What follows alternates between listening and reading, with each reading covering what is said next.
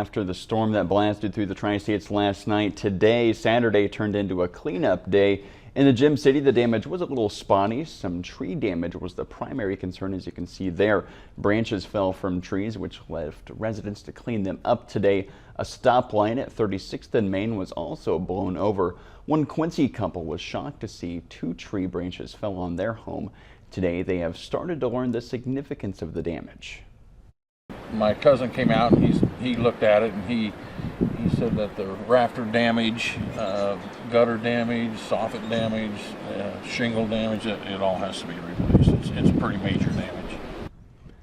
And he says they have already reached out to local businesses about removing the branches from their roof. The storm left thousands of Tri-State residents without power as well. As of about an hour ago, nearly all power has been restored. Meanwhile,